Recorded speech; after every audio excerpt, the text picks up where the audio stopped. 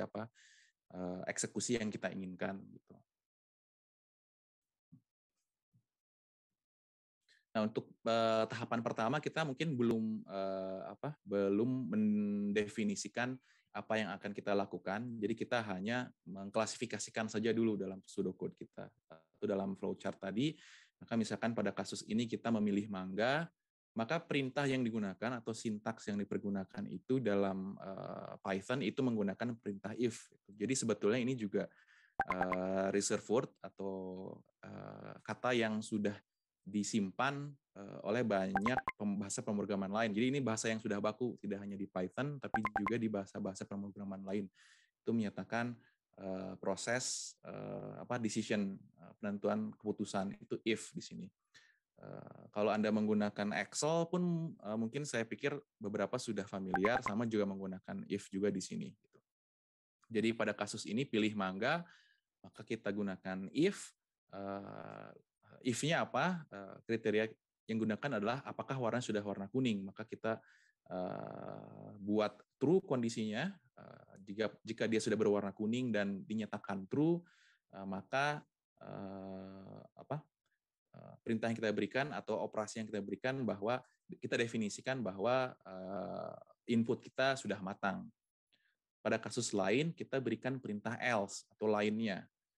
Jika pertanyaan apakah kuning ini tidak bisa dipenuhi atau false, maka dia masuk kategori tidak matang. Jadi secara sederhana kita membuat klasifikasi dan membuat keputusan berdasarkan kriteria yang sudah kita nyatakan. Di sini warna kuningnya ini untuk si mangga ini.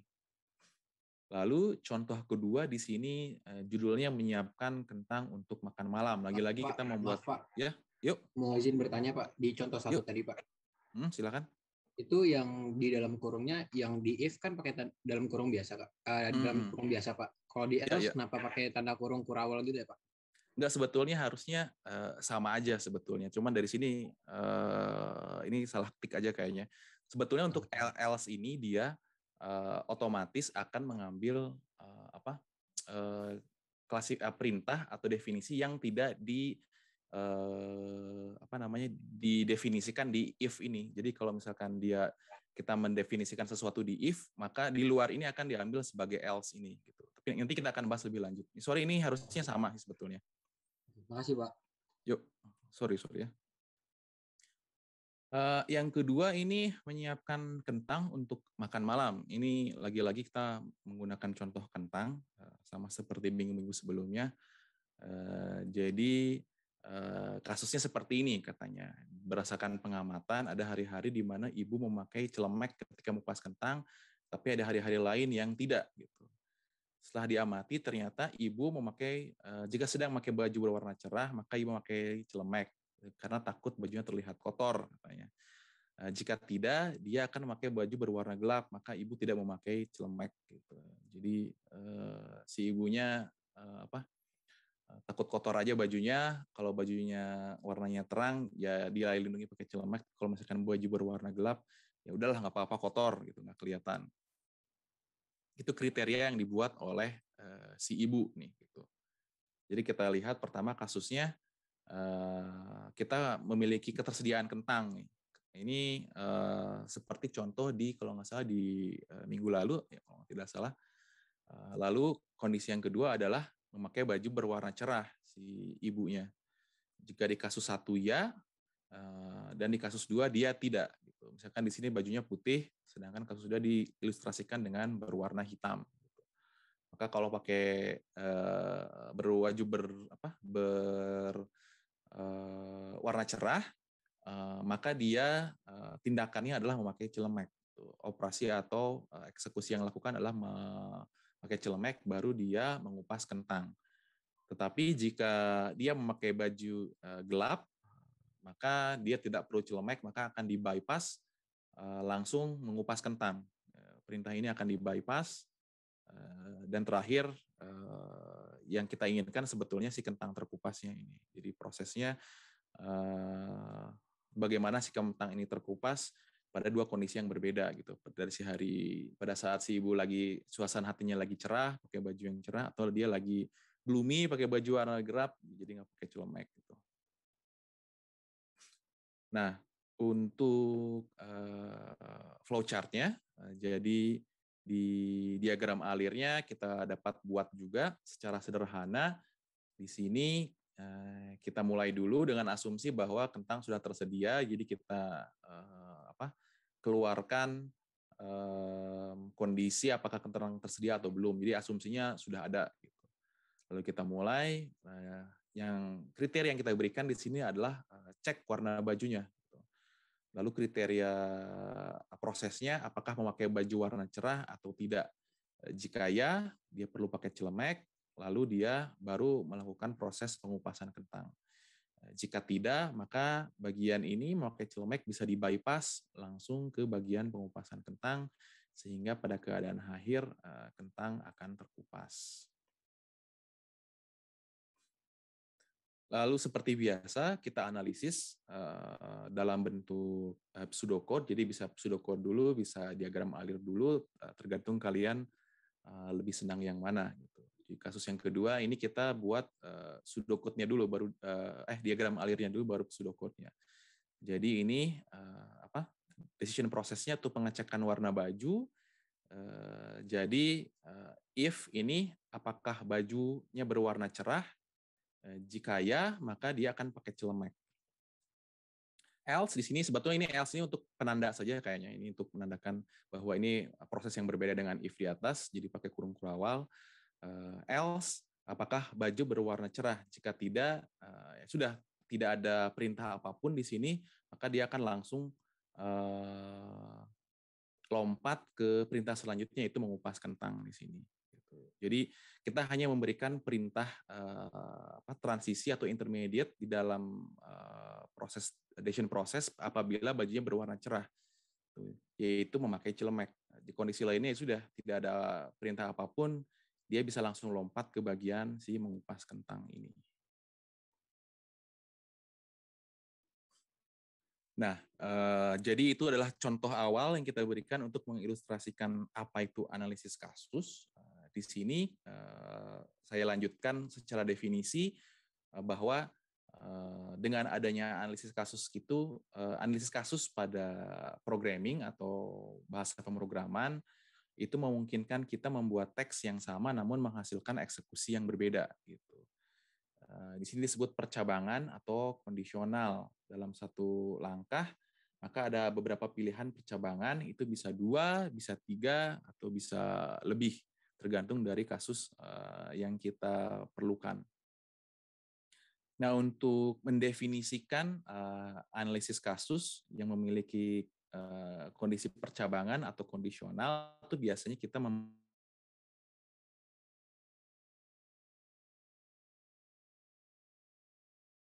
yaitu kondisi, yaitu ekspresi yang menghasilkan nilai true or false ini. Jadi kita dalam kasus yang pertama, warna mangganya apakah kuning atau tidak. Jika dia warna kuning, maka dianggap true, dan selain itu maka dianggap false. Lalu pada contoh yang kedua adalah baju yang dikenakan oleh ibu. Jadi kalau dia menggunakan baju berwarna cerah, maka dianggap sebagai true. Jika tidak, maka dianggap sebagai false di sini. Lalu yang kedua adalah aksi. Aksi ini adalah statement atau eksekusi yang diberikan atau dilaksanakan jika kondisi yang berpasangan dengan aksi dipenuhi. Jadi kita bisa memberikan aksi untuk masing-masing ekspresi ini. Misalkan pada kasus yang kedua itu apabila true menggunakan celemek, tapi false misalkan kita beri kriteria lain. Misalkan dia kita balik lagi, suruh ganti baju lagi, misalkan itu bisa saja. Atau misalkan dia tidak mengupas kentang, tapi misalkan merebus air, misalkan seperti itu. Jadi kita bisa berikan perintah yang berbeda-beda sesuai dengan kondisi yang diberikan pada ekspresi kondisi awalnya ini. Lalu selanjutnya, analisis kasus ini harus memenuhi 2 buah kriteria, yaitu complete, semua kasus terdefinisi secara lengkap gitu. Jadi tidak ada yang ngegantung. Kalau enggak, nanti programnya akan bingung. Akan ada kondisi di mana dia tidak tahu harus berbuat apa. Nanti pada saat kita run, yang ada tuh dia jadinya error, tidak bisa jalan. Ada kondisi yang tidak terpenuhi. Atau yang kedua, kita terlalu banyak memberikan kondisi, sehingga malah terjadi disjoin atau tumpang tindih. Gitu. Jadi ada kasus yang sudah didefinisikan, ada kondisi yang sudah didefinisikan, dan juga aksi yang diberikan, tapi ternyata di bagian bawahnya misalkan ada aksi lain yang tumpang tindih dengan kriteria di atasnya, itu juga akan menimbulkan kebingungan gitu. Misalkan pada contoh di sini pada kasus bilangan bulat, misalnya bilangan bulat dinyatakan dengan simbol A dan diminta untuk dinyatakan apakah bilangan tersebut bilangan positif, negatif, atau nol. Ada 3 kasus yang komplit dan disjoint, yaitu A lebih besar daripada 0, A lebih kecil daripada 0, A sama dengan 0, atau tidak ada kasus lain yang bisa didefinisikan dan ketiga kasus tersebut tidak tumpang tindih. Gitu. Ini contohnya. Jadi kita perlu menyatakan bahwa dia tuh harus bilangan positif, bilangan negatif, atau bilangan 0. Gitu. Kalau kita definisikan bilangan kompleks dan lain-lain kan itu tidak masuk ke kriteria kita. Gitu. Jadi kita tidak bisa memberikan definisi selanjutnya aksinya seperti apa, jadinya kan tidak komplit. Atau misalkan disjoin itu dia A-nya kita berikan misalkan sama dengan di sini A-nya lebih besar daripada 0, tapi kita berikan juga sama dengan A lebih besar sama dengan 0, tapi kita berikan juga A sama dengan 0 di sini. Maka akan ada disjoin antara kriteria pertama dengan kriteria ketiga. Nah, ini untuk pemberian sintaks secara umum. Kita lihat dulu di sebelah kanan untuk pseudocode-nya di sini. Pseudocode-nya yaitu if lalu kriteria kondisinya, maka akan menjadi seperti apa kita berikan aksi 1 di sini, perintah untuk aksi 1. Lalu yang kedua, di sini kita berikan else karena hanya 2 pilihan, yaitu ada kondisi false-nya. Jadi kita tidak perlu memberikan definisi kriteria tambahan, otomatis semua kriteria yang tidak dicakup oleh kondisi 1 akan masuk ke dalam else dan dianggap sebagai aksi 2 atau diberikan aksi 2 di sini. Flowchart-nya seperti ini akan dia masuk, kondisinya true or false, percabangan saja. Kalau true dia akan ke kiri melakukan aksi 1, jika false dia akan melakukan aksi 2 di sini. Nah, untuk sintaks dalam Python-nya itu kita berikan perintah if, lalu dalam kurung si kriterianya seperti apa, dan diberi titik 2 nih biasanya. Titik 2, harus ada titik 2-nya. Setelah titik 2 ini berarti baris ini sudah selesai. Kita masuk ke baris kedua, maka baris kedua adalah sub dari kondisi yang kita berikan, maka dia harus diberi indentasi. Gitu. Jadi dia merupakan nested atau perintah turunan dari si kondisi ini, maka dia harus agak menjorok ke dalam dan kita definisikan di dalam sini. Lalu yang kedua, pada saat dia else, maka else ini sebetulnya sudah keluar dari perintah sini, merupakan perintah baru lagi, maka dia masuk ke baris yang baru dan sejajar dengan kondisi yang pertama dengan if ini. Jadi mereka kondisinya sejajar ini mereka. Lalu langsung titik 2, karena pada kondisi 2 ini semua kondisi di luar kondisi 1 atau yang false di sini akan masuk dalam kategori else dan kita berikan aksi 2.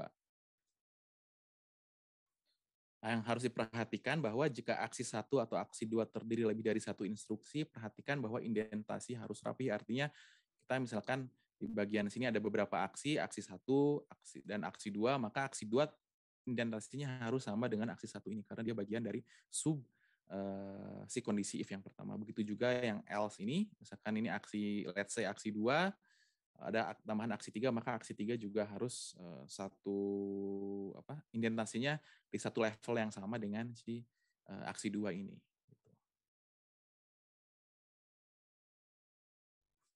Nah, itu tadi contoh untuk jenis analisis dalam satu kasus. Kadang-kadang kita menemukan kondisi di mana kasusnya lebih dari satu, bisa 2, bisa 3, bisa 4, dan seterusnya. Nah, pada kondisi satu kasus itu, maka kondisinya yang sudah kita buat dalam kondisi if yang pertama, jika memenuhi kondisi, berikan aksi 1. Sudah selesai. Kita tidak peduli dengan kondisi false-nya. Karena pada kondisi false, kita tidak menginginkan aksi. Gitu. Jadi kita hanya peduli bahwa dia memenuhi satu kriteria tertentu. Gitu. Setelah kriteria terpenuhi, maka kita berikan si aksi terkait dengan kondisi kriteria yang kita berikan. Yang kedua ini merupakan pengembangan dari kasus yang pertama. Jika ada 2 kasus, di sini komplementer, artinya selain kondisi satu yang kita definisikan di awal atau pertama, kita inginkan ada satu aksi yang berbeda jika kondisi tidak memenuhi kriteria yang kita berikan. Misalkan kalau mangga tadi kita kondisi yang pertama kita pengen tahu dia matang atau tidak, maka kondisi 1 pada saat dia berikan misalkan warnanya kuning, pertanda bahwa dia matang, true warnanya kuning, aksi 1 maka bisa kita kupas atau kita makan misalkan di sini. Lalu pada saat dia masih belum matang, tidak berwarna kuning, kita tidak peduli, ya udah nggak kita apa-apain, udah selesai gitu. Tapi ternyata misalkan pada kondisi 2 kita mau memberikan perintah lain nih. Kondisi pertamanya yang sama, mangga kita berwarna kuning, apabila dia matang kita beri perintah untuk kupas dan makan. Kondisi ketiganya misalkan kita kembalikan ke dalam lemari atau misalkan kita tunggu sampai 2 hari. Nanti 2 hari kemudian kita cek lagi menggunakan si algoritma ini gitu. Misalnya seperti itu. Nah, ini juga selanjutnya pengembangan selanjutnya ternyata bisa kita terapkan. Jadi tidak hanya satu kasus, tapi juga ada tidak 2 kasus, tapi beberapa kasus. Nah, untuk banyak kasus, perintah atau sintaks yang merupakan singkatan dari else if sebetulnya. Kemudian diperingkas menjadi kata elif ini.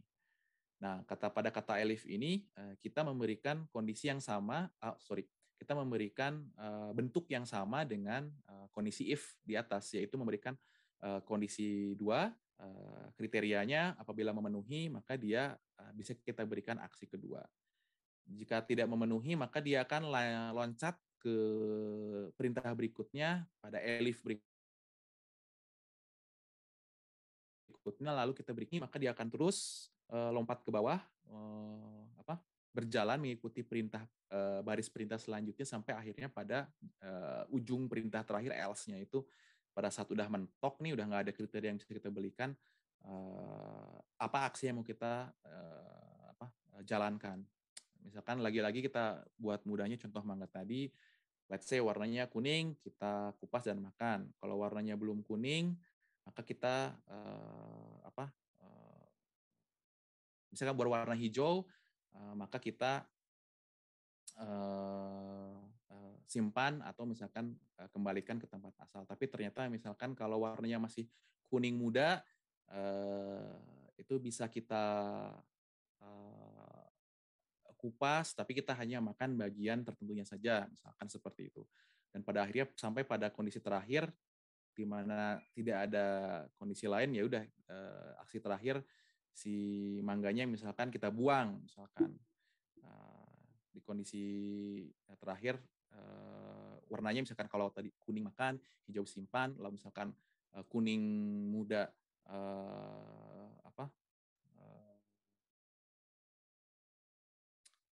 kuning muda kita kupas juga tapi dipotong sebagian, Lalu pada kondisi else, misalkan akhirnya kita buang aja, udahlah kita buang aja kalau tidak ada kondisi yang kita berikan terpenuhi semua, artinya dia tidak berwarna kuning, tidak berwarna hijau, tidak berwarna oranye, berarti dia warnanya entah apa, sebaiknya kita buang saja, misalkan seperti itu. Oke, ada pertanyaan? Saya Pak. Ya, silakan. Kalau apa Pak bedanya kalau kita pakai if terus saja Pak? Nggak pakai elif else tapi if saja. Oh, itu kalau if lagi itu berarti dianggap sebagai satu kasus lain lagi itu. Jadi kita membuat satu decision dalam decision gitu. Jadi kalau misalkan ini dalam satu level yang sama, ini kita dari hasil ini dari hasil kriteria kita ini semuanya satu level ini. Jadi kalau kita tidak memenuhi kriteria yang di if pertama, maka kita memenuhi kita lihat apakah dia memenuhi kriteria elif 2, elif 3 dan seterusnya. Bisa saja kita berikan if lagi tapi dia artinya nested di sini nih.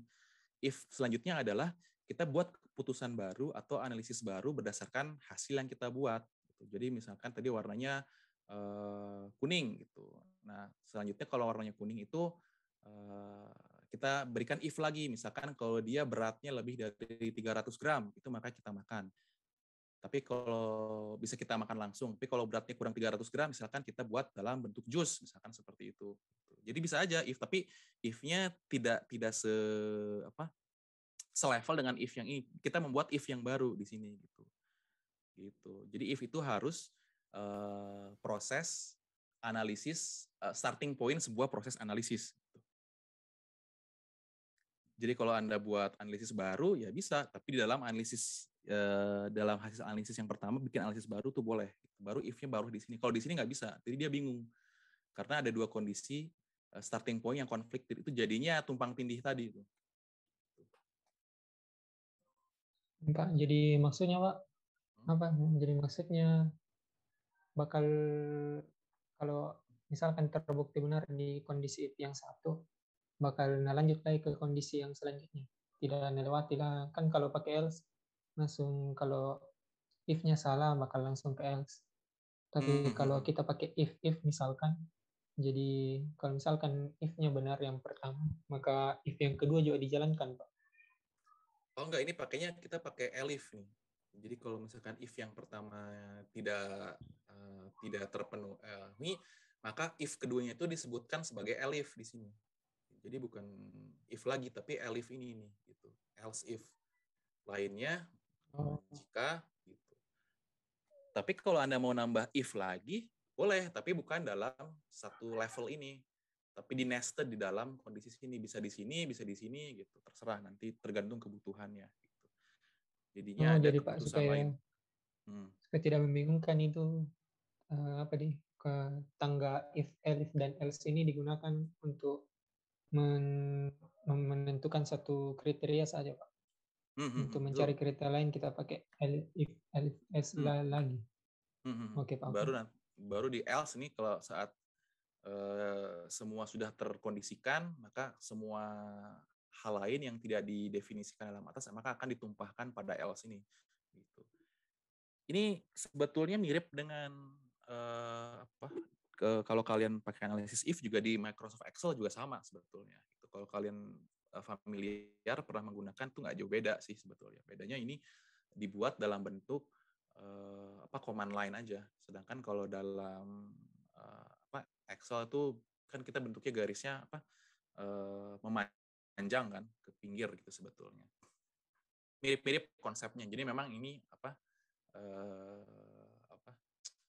konsep dasar di pemrograman gitu. Jadi berbagai bahasa pemrograman pun akan sama seperti ini kasusnya untuk analisis kasus, mau pakai Python, mau pakai C, mau pakai MATLAB itu akan ada kondisi seperti ini gitu. Karena ini memang basic atau fungsi dasar dari pemrograman yang diperlukan. Jadi bahasa pemrograman sudah pasti akan menginkorporasikan fungsi ini.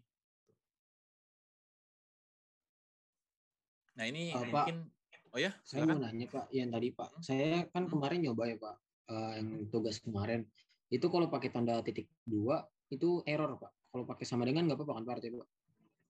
Yang mana? Yang kayak if titik 2 if dan kurang kondisi titik 2 Oh, titik 2-nya itu hanya di bagian setelah if-nya aja. Iya Pak, maksudnya kayak kan kalau kemarin itu misalkan kayak tes tentang yang tentang pembagian Pak, kayak rata-rata. Kayak misalkan T1.2 integer dan kurung input tutup kurung gitu Pak. Nah, kalau pakai titik 2 itu nggak bisa Pak. Saya coba di PyCharm itu nggak bisa. Kalau pakai sama dengan baru bisa Pak. Itu kalau pas ujian tandanya saya ganti sama dengan nggak apa-apa kan Pak? Gimana Simbolnya coba maksudnya. coba ada ini nggak, bisa Kak kamu perlihatkan nggak? Saya kirim di komentar Zoom ya Pak. Ya boleh coba. Gimana maksudnya? Yang T1.2 Pak, itu kan titik 2 ya Pak saya pakai Pak. Kalau saya pas dipakai PyCharm itu error Pak. Jadi ya Pak, pas dimasukin. Oh iya pasti Kalau pakai error karena betul kalau pasti pakai error. sama dengan bisa Pak. Ya memang harus pakai sama dengan Habibie. Jadi pada yang kiri itu kan variabel ya. Coba saya perlihatnya gimana ya?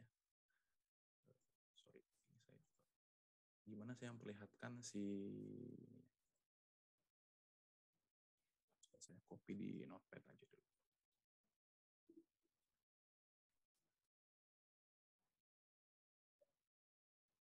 Sorry.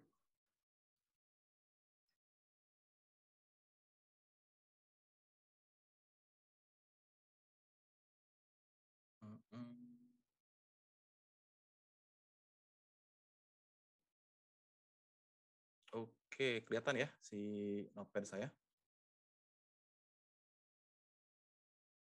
Oke. Jadi kan ini pada saat algoritmanya di sebelah kiri itu namanya variabel dan sebelah kanan itu adalah deklarasi yang kita berikan atau nilai yang akan kita berikan. Nah, ini variabel ini untuk kita deklarasikan memang harus menggunakan tanda sama dengan ini. Nggak bisa pakai titik 2 gitu. Itu fungsinya beda gitu. Di sini karena kita memberikan mendeklarasikan nilai variabel T1. T1 ini kita beri nilai integer input untuk memasukkan nilai kepada si variabel T1 ini, maka memang komen yang berikan memang harus sama dengan gitu. Oh, artinya kalau kita pengen kayak deklarasi suatu variabel itu harus pakai sama dengan ya Pak? Betul, harus selalu pakai sama dengan. Gitu. Oke, cukup jelas ya. Kami juga kan X ini kan X itu artinya itu dideklarasikan bahwa X itu merupakan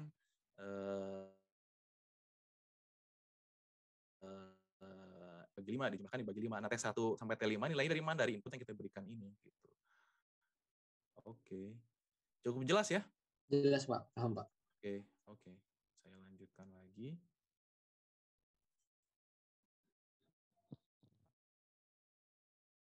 Boleh bertanya soal kamus? Ya, Pak? Boleh, silakan. Itu ini kan kamus kita menentukan ditulis itu tipe datanya Pak. Kan kalau misalkan dalam program kita di input sebagai integer dan pada program akhir itu ini mau diubah menjadi string. Di kamus itu Pak kita tulis misalkan variabelnya A itu kita tulis sebagai integer atau kita tulis sebagai string. Gimana? Coba bisa diulangi? Syarif? Pak, misalkan ada sebuah variabel A. Variabel A ini inputnya itu berupa integer. Nah, dalam algoritmanya itu kita dibutuhkan ini. Nah, jadi di kamus itu Pak kita tulis A-nya sebagai integer atau string Pak? Sebetulnya gini, untuk kamus ini tuh sebagian yang coba saya berikan lagi ya, biar jelas. Jadi untuk kamus ini di bagian T1 misalkan integer dan sebagainya itu untuk mempermudah kita sebetulnya. Jadi pada saat karena kita masih basic, masih belajar dasar-dasarnya supaya tidak ketukar-tukar pada saat algoritma, maka kita definisikan secara eksplisit di sini nih. T1 ini misalkan integer, T2 integer dan sebagainya gitu. Nah, apakah misalkan dia nanti berubah menjadi string pada saat kebutuhan kita, ya bisa saja Anda beri catatan lagi, misalkan integer, tapi misalkan di sini setelah operasi sekian berubah menjadi string gitu. ini sebetulnya bukan sesuatu yang wajib sih. Anda pun kalau bikin program nggak ada ini tuh bisa jalan-jalan aja. Ini kan sebetulnya komentar ya. Ini lagi-lagi adalah untuk memberikan petunjuk. Jadi kalau misalkan Anda lagi mengerjakan programnya, takutnya lupa ini programnya apa ya, datanya tipenya apa ya, bisa merujuk ke bagian ini gitu sebetulnya. Atau ada orang lain yang membaca program Anda, mau menjalankan programnya, ngecek kira-kira data-datanya tipenya apa saja, bisa merujuk ke sini gitu. Jadi sebetulnya bukan sesuatu yang saklek harus ada, tapi karena kita masih basic, masih belajar dasarnya, maka diminta selalu ada supaya Anda terbiasa, dan kalau sudah biasa mungkin lama-lama bisa dihilangkan gitu. Kalau kasus Anda nanti berubah ya kasih aja tanda, misalkan setelah operasi apa dia berubah menjadi string gitu di bagian sini setelah penjumlahan di-convert misalkan di-convert menjadi string, let's say seperti ini gitu. Gak masalah karena ini nggak dibaca juga oleh programnya, kan komentar ya gitu. Oke? Oke Pak. Bisa mungkin Pak, bisa juga gak Pak dibikin ngecek variabel baru? Boleh, bikin variabel baru juga boleh. Misalkan nanti variabel baru apa misalkan y atau apapun ya terserah, nanti ada tuliskan juga di sini untuk refernya. Jadi bisa saja Anda bikin programnya dulu lalu ternyata berubah, oh ternyata ini variabelnya baru ketahuan tipenya string, nanti Anda baru tambahkan kamusnya di belakangan juga nggak masalah. Kan lagi-lagi ini kayak semacam user guide aja ini sebetulnya gitu. Tidak wajib ada secara substansi, tapi untuk mempermudah gitu kita tambahkan. Dan dalam konteks kita belajar basic ya harus ada supaya Anda nggak bingung-bingung, nggak ketukar-tukar gitu. Mungkin Anda belum familiar dan lain sebagainya. Gitu. Oke Pak. Oke Pak. Oke. Mudah-mudahan cukup jelas ya. Saya lanjutkan. Ini juga sudah sampai bagian sini. Ini juga materinya sudah hampir habis, sebetulnya hanya ini saja untuk bagian analisis kasus ini.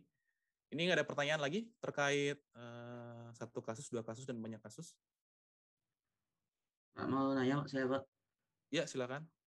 Berarti kalau nanti habis aksi 1 masih ada percabangan lagi gitu pakai elif ya Pak? Betul, pakai elif. Masih ada percabangan yang lain tuh masih elif gitu. Itu cabang berikutnya, kita definisikan cabang berikutnya gitu, si elif ini tuh. Baik Pak, terima kasih Pak. Oke. Kalau gitu saya lanjutkan. Saya mau tanya juga Pak. Oh ya, silakan. Misalkan tadi kan ada if 1, misalkan kayak dibilang Habibie kan Pak, ada if 1, ada if. Saya kalau kita tambah lagi if 2 kan Pak. Nah, kalau seandainya itu false di if 2 tuh datanya bakal langsung ke halus paling bawah Pak? Dia akan mengikuti si sumnya dulu. Jadi dia bakal diproses di sumnya. Kalau setelah proses sumnya selesai, maka dia akan baru ke elifnya. Jadi akan dia dianggap else di dalam if yang kedua, ke bagian si elif ini, si tingkat tertinggi selanjutnya. Makasih Pak. Yuk. Nah, itu masih lama lah, masih terlalu rumit. Ini masih sederhana kok. Tenang. Semangat sekali kalian ini. Pak, izin tanya Pak. Yuk. Kalau misalkan yang di banyak kasus itu, terakhirnya itu kita nggak pakai else lagi Pak. Jadi kita bawa kondisinya tuh kayak di kasus 1 kayak gitu. Yang satu kasus maksudnya. Itu bisa nggak Pak? Bisa aja. Kalau misalkan di kondisinya kalian nggak mau pakai aksi lain di sini, gitu. Oke, terima kasih Pak. Oke. Saya lanjutkan ya. Nah, ini kita masuk ke dalam contoh. Mungkin hanya 1 atau 2 contoh aja lah. Minggu depan kita akan bahas contoh lain, lalu kita latihan bersama-sama di kelas ya. Lalu untuk contoh pertama di sini diberikan sebuah bilangan bulat, sama seperti ilustrasi di awal, misalkan A. Nyatakan apakah A bilangan positif atau bukan. Jadi yang pertama adalah untuk tahu positif atau bukan, kan dia harus tahu lebih besar daripada 0 ya, apakah A lebih besar daripada 0 gitu. Kondisi pertamanya.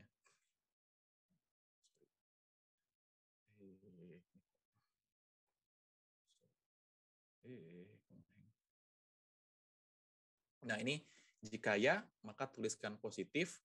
Jika tidak lakukan apapun. Ini contoh satu kasus nih. Jadi if-nya hanya bahwa A, kriterianya A lebih besar pada dengan 0. Gitu. Maka jika A lebih besar pada 0, maka perintah atau aksi yang diberikan dituliskan positif. Jika tidak, else-nya nggak kita tulis. Udah, dibiarkan aja. Gitu. Kita tidak peduli. Nah, ini untuk contoh pseudocode-nya. Di sebelah kiri, inputnya A. Jika A lebih besar daripada 0, maka output dari hasil analisis kasus ini adalah positif. Ini kurung kurawal, menandakan kasus yang lain, else tidak dilakukan apapun. Jadi bisa dituliskan, bisa tidak. Kalau dibikin flowchart-nya, straightforward aja. Mulai punya input A, dicek oleh program kita, dia lebih besar pada 0 atau tidak. Jika iya, maka dia diberikan perintah sebagai positif untuk mencetak kata positif atau menampilkan positif, lalu selesai. Jika tidak, sudah selesai aja, nggak ada apa-apa gitu. Kita tidak melakukan apa-apa lagi. Misalkan di contohnya seperti ini.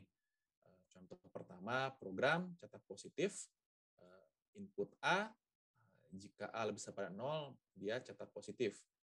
Kamusnya di sini A merupakan integer, bilangan bulat ya, positif atau negatif. Algoritmanya A, kita berikan input. Lalu kriterianya di sini, if dalam kurung, ini kriterianya nih. Jika A lebih besar sama dengan 0, maka 0 juga masuk, kan 0 dianggap bilangan positif. Di sini titik 2, untuk menyelesaikan definisi pada if ini, maka kita berikan aksinya yaitu print positif. Else-nya tidak perlu dilakukan apapun. Coba kalau kita cek, ini saya belum nyalain si Anaconda-nya. Coba kalian kalau sambil membuka IDE masing-masing, coba dinyalakan ininya contohnya. Kira-kira biar kebayang seperti apa. Sorry, saya agak loading dulu.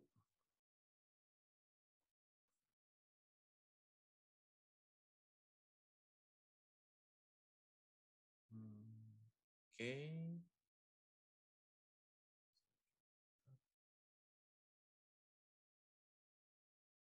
Sebentar ya.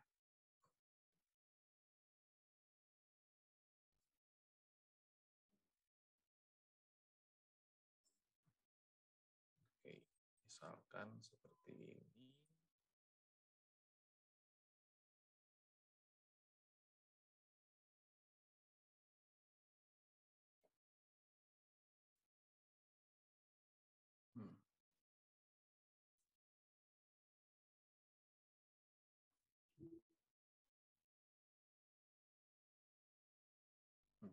Coba saya share screen. Nih, ini kira-kira seperti ini. Kita namanya program cetak positif. Sama. Inputnya A. Jika A lebih besar sama dengan 0, maka cetak positif. Untuk kamusnya, A merupakan integer, algoritma ini saja. Gitu. Jadi kalau kita run lagi, let's say kita ambil 5. Kita enter, maka akan tercetak positif. Udah. Tapi kalau misalkan kita ambil nilai lain, misalkan minus 6. Maka kita hanya memberikan input minus 6, tapi tidak memberikan perintah apapun setelahnya. Ya udah, selesai programnya. Tidak melakukan apa-apa lagi di sini. Gitu. Jadi kira-kira ini ilustrasinya seperti ini. Ini untuk satu kasus ya. Jadi masih relatif mudah. Bisa aja kita meripikan, misalkan kalau mau kita ganti else di sini print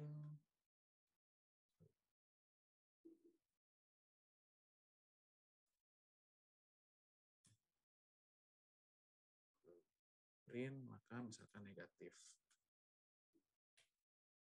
Coba kita nyalakan lagi. Ini minus 10, minus 19. Maka dia bilang negatif katanya.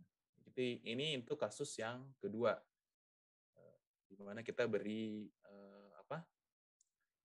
aksi untuk kriteria lain yang tidak dipenuhi oleh if-nya. Kita bisa pakai elif yang lain, misalkan kalau dia tidak bilangan bulat, berarti mungkin misalkan bukan bilangan bulat dan sebagainya gitu. Tapi kan kita udah definisikan integer ya. Kalau kita definisikan float, atau misalkan kita contoh ini float deh. Float, lalu kita beri apa? Elif besar pada 0. Apa?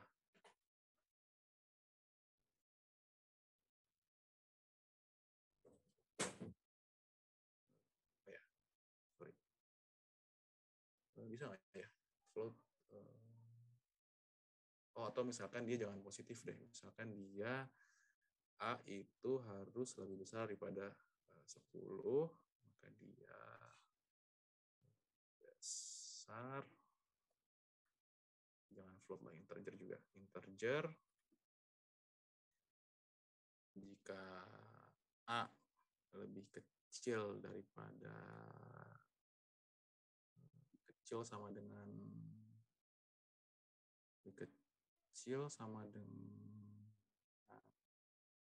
apa? 5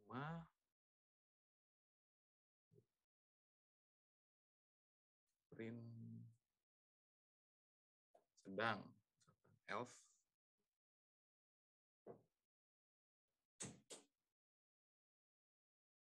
atau besar sama dengan 5, maka dia sedang lah ya, misalkan di sini. Atau misalkan lainnya kita kecil di sini, biar nggak bingung lah. Ini contoh sederhana aja. Kecil, let's say. Maka valid syntax mana nih? Oh ini si printnya.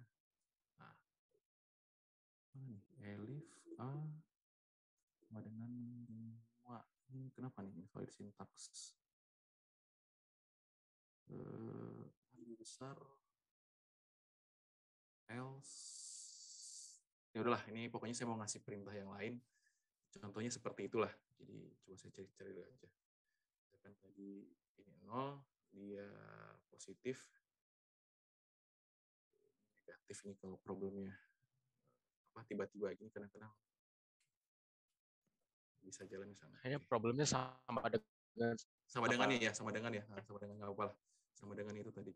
Jadi kita contoh aja seperti ini, kalau misalkan dia 5 positif, maka dia di sini minus 5 jadi negatif. Ini aja sih sebetulnya, saya mau mengilustrasikan ini aja. Gitu.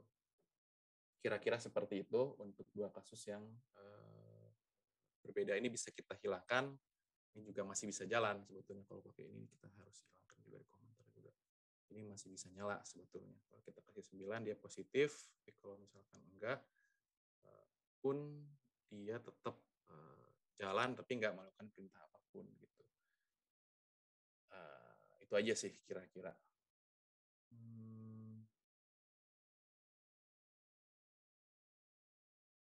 Oke. Itu untuk contoh yang pertama.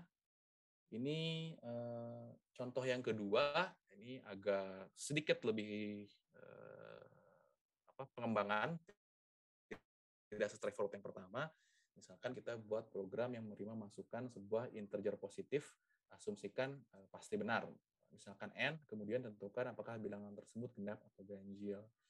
Jika bilangan genap, n mod 2 sama dengan 0. Jika n mod 2 sama dengan 1, maka dia bilangan ganjil dan tidak ada kasus lain. Kasus, jika n mod 2 sama dengan 0, maka cetak genap. Jika tidak, n mod 2 sama dengan 1, maka cetak ganjil di sini. Untuk kasusnya di pseudocode-nya, kalau 0 pun dia masih masuk dalam jika di modular, mod itu modular, habis dibagi 2, maka dia genap. Jika dia dibagi 2 masih ada sisa 1, maka dia ganjil. Ini juga flowchart-nya juga sama dengan yang pertama, tapi ada pengembangan false-nya di sini. Gitu. Yang pertama kan dia hanya ke kiri saja, lalu selesai, sedangkan ini kita bagi cabang 2. Walaupun sudah ditunjukkan di contoh tadi saya. Jadi ini contoh programnya. Algoritmanya ini untuk inputnya sama, kita mau masukkan input integer, maka ini if n modularnya tanda persen ya dibagi 2. Jika hasil modular tanda persennya dia itu nilainya 0, bernilai 0, makanya dikasih tanda sama dengan ya, double sama dengan ini. Jadi dia boolean. Jadi hasil ini 0 jika dia bernilai sama dengan 0 di sini, ekuivalen, maka dia akan menjadi true ya. Maka akan menjadi print genap. Else dia pada saat nilai modularnya tidak ekuivalen atau bernilai false, bila dibandingkan dengan 0 maka cetak ganjil gitu. Ya, kira-kira seperti itu ya untuk contoh 2. Sebetulnya masih ada contoh lagi, satu lagi, tapi nanti kita bahas aja di hari Rabu aja lah, sama latihan bareng-bareng kita mengerjakan latihan di kelas. Gitu. Oke, sudah mau jam 3 nih, mohon maaf agak memanjang. Jadi saya maksudnya biar agak selesai materinya di hari ini, hari Rabu kita bisa latihan aja.